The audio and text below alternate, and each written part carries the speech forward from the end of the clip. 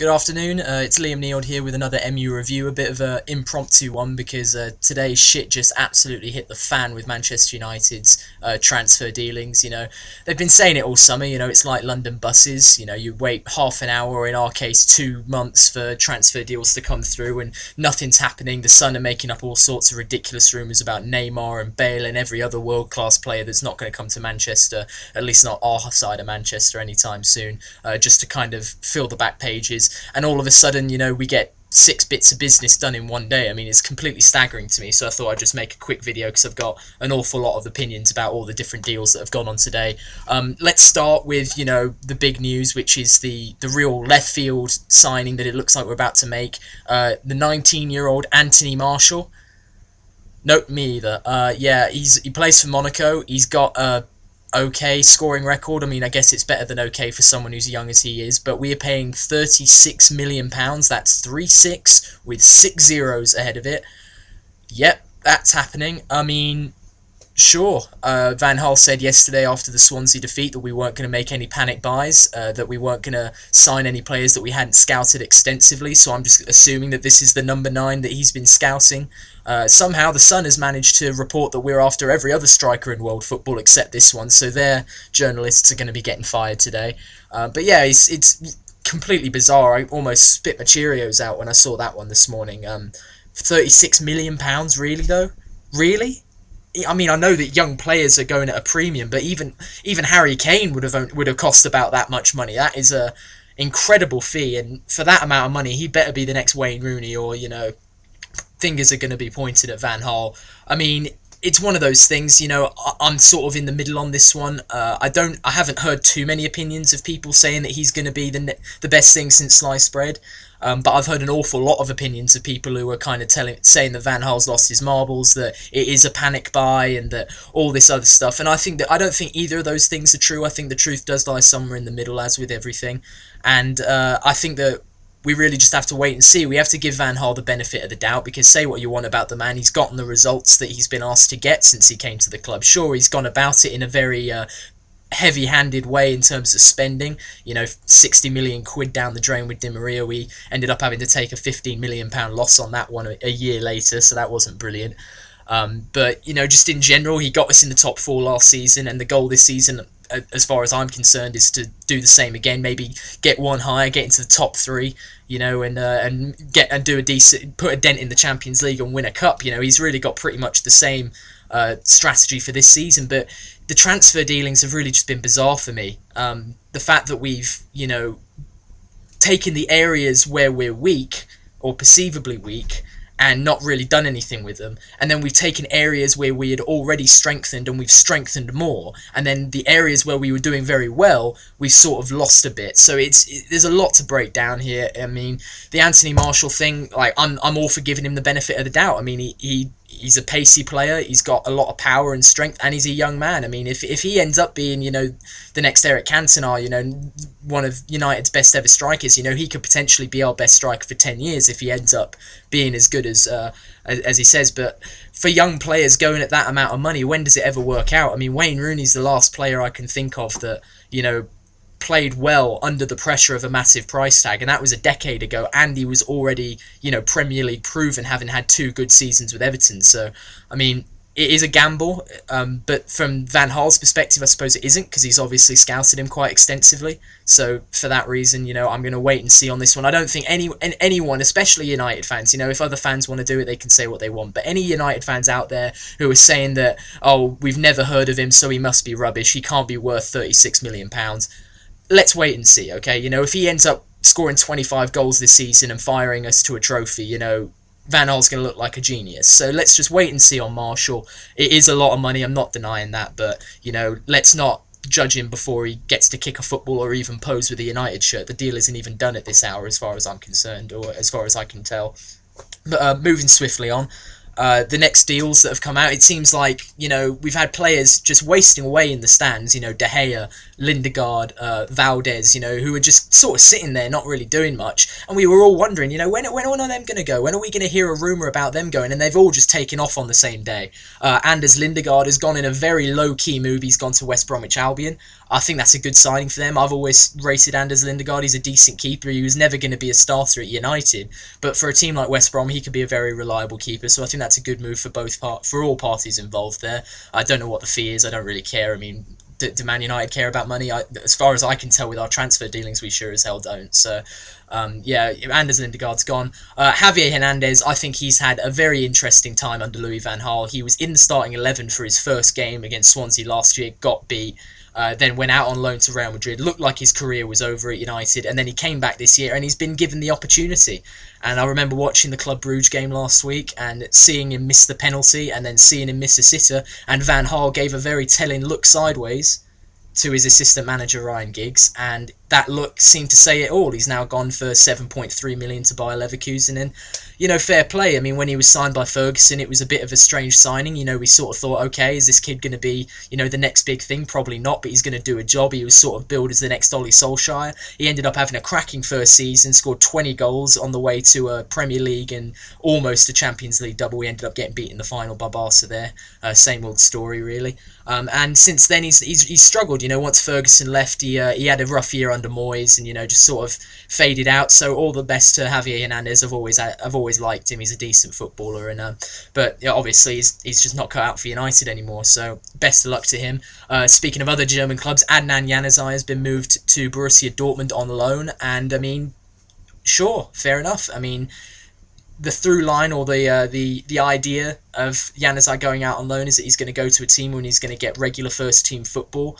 And I mean, is he going to get regular first team football at Borussia Dortmund? I mean, I hope so. Otherwise, we might as well have kept him. I mean, he started 2 of our first 4 games of the league season. So if it's about regular first team football, he better get more than he was already getting here. Otherwise, it's a complete waste of a loan move. But hopefully, he goes and grows as a player. We've Borussia Dortmund look fantastic again now. They've really done well to hang on to all their decent players and build on top of that, so they should give a good run at the Europa League. In my opinion, they're favourites for that competition, and they'll want to be in the top 4 in Germany as well. So best of luck to Januzaj. I really just hope that his game does mature.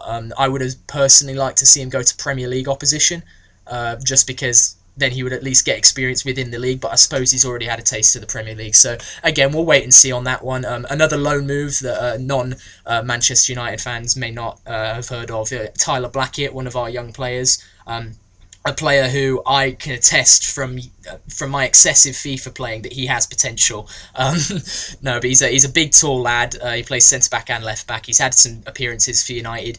To be fair, the only appearances I saw him in last year, especially in the later part of the season, he was not up to much. He got sent off in the 5-3 defeat at Leicester, and he was 100% the reason why we had no threat going forward when he used to have to come in for Luke Shaw when Luke Shaw was struggling for fitness, and as soon as Luke Shaw would get subs for Tyler Blackett, all our attacking impetus would go. He conceded an own goal against Arsenal. He's not had the best of times. He's had 12 United appearances, and I'd say at least a quarter of them have been very, very forgettable. But obviously he's a young lad. He's gone to the same place that Saidi Janko went. Obviously Janko went on a permanent, so it'll be interesting to see how he fits into that team, especially if Virgil van Dijk goes to Southampton like is being rumoured, so he can maybe get some first team football. I'd love him to come back next year and just be an absolute Chris Smalling and be Chris Smalling's partner in defence, because he's left-footed, he's big, tall guy, he would solve that problem. Obviously it's a lot of pressure to put on the man, but I would love that in an ideal world for him to be the long-term solution for that position, because Van Gaal very clearly doesn't want to buy centre-backs. I mean, I think he's made that very much clear. So those are the deals that I've noticed going on, and obviously the big elephant in the room is David De Gea after, the longest transfer saga I can think of that's put me to sleep and woken me up again at least 5 times this summer. David De Gea finally looks like he's on his way out the door. It really has been pulling teeth with this. My stance in this has been, unchanged since the beginning. If he's not going to stay past next summer, which he definitely wouldn't, he's definitely not staying past next summer. He's not signing a new contract. Let's get some money for him. I would understand if they weren't willing to pay. I mean, in my opinion, he is worth, at bare minimum, he's worth 25 million. I would hold out for 30 or more. And if Real Madrid aren't willing to pay that, considering we paid 19 million for him from Atletico, less than 5 years ago, he is definitely worth 25, 30 million for the player that we've turned him into. So I would understand maybe hanging on to him for a season just to sort of stick two fingers up to Real Madrid and tell them that they can't lowball us because we're Man United. But it looks now like the negotiations are going to move forward. Obviously, we've given up on Ramos as if that was ever going to happen to begin with. And hopefully they'll give us a decent amount of money for him. I mean, the amount of money we're spending on Martial, it'd be good to make most of that, if not all of that, back on David De Gea.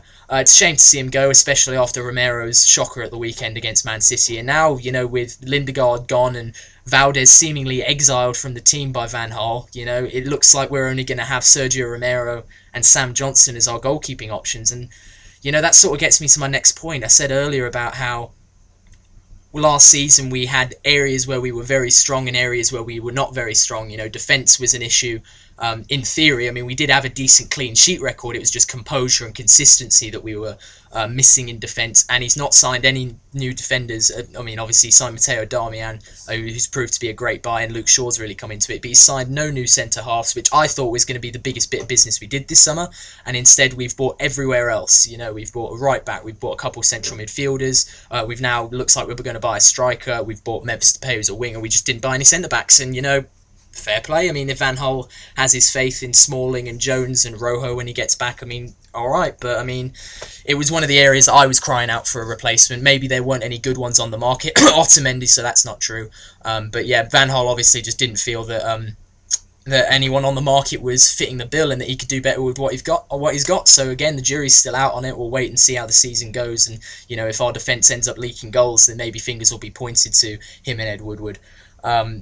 But yeah, the issue is, we've not strengthened in central defence. We've strengthened a lot in central midfield. I could say that we probably have one of the strongest central midfields in England, easily. What with Bastian Schweinsteiger, Michael Carrick, Morgan Schneiderlin, Ander Herrera, I could go on.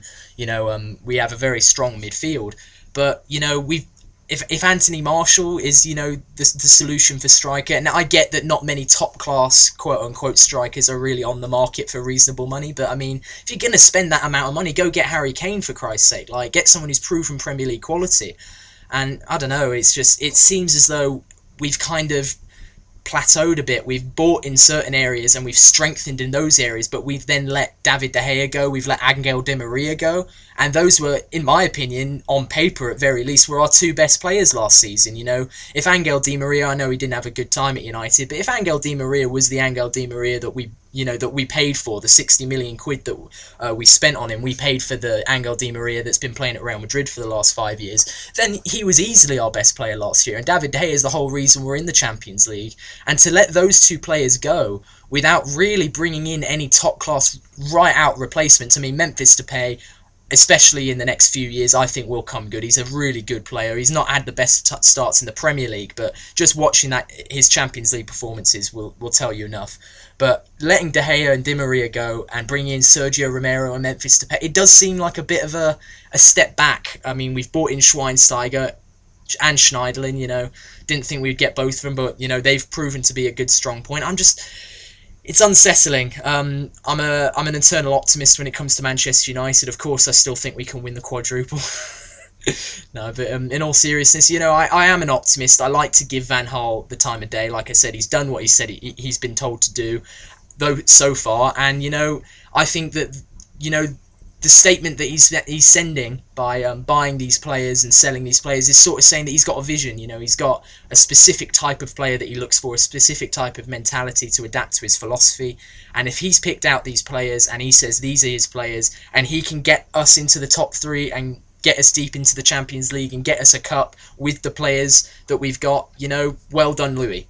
Well done, Louis. But the question is that if we end up in November and we're mid-table because our goalkeeper's shit and, we haven't got anyone to score us any goals, then Louis van Gaal could be out the job by Christmas. So, I mean, it's one of those it's a really delicate balancing act, and he's got a lot of conviction in what he's doing. You can't fault the man for that. So a bit of a lengthy video today. I just had a lot to say because we had so much craziness going on overnight. I mean, in all seriously, I woke up and just thought, oh, maybe there'll be a new rumor about a number 9 that we're going to sign on deadline day. Nope, you're going to sign this rando for 36 million. Okay, and then, oh, by the way, you're going to let 5 players go as well. I mean, it's been an absolutely bonkers day, and I just thought I had to get my 2 cents out on it. And yeah, just leave a comment if you've got anything you want to say. I'm happy to have this conversation, as you can imagine. I'm very wound up about the whole thing, so I'm looking forward to seeing what happens between now and the end of deadline day. If I was to put my money on it, I would say we are done. I'd be very surprised if he brought in anyone else. Maybe if David De Gea does go in a big money move, maybe there's a 11th hour sign that we could make. But I mean, he's not going to sign a new goalkeeper. What message is that going to send to Sergio Romero? You know, he's not going to sign a new keeper. It doesn't look like he's signing a centre half, and I mean, where else is he gonna buy? I think he's got his number 9 that people have been crying out for. All right, it's not the number 9 that anyone had mentioned, not to mention a number 9 that anyone had even heard of. But he's gotten a number 9, and according to Van Gaal, he fits the bill. So jury's out. Let's wait and see how it goes this season, and hopefully we'll be hailing Louis Van Gaal as a genius in the near future. But until then, got a couple weeks off until the big Liverpool game, so I probably won't be checking back in until then, unless, you know, we sign Gareth Bale tomorrow, in which case I'll probably come on here just absolutely... I don't even want to think about that. But yeah, yeah, so thanks for watching, and yeah.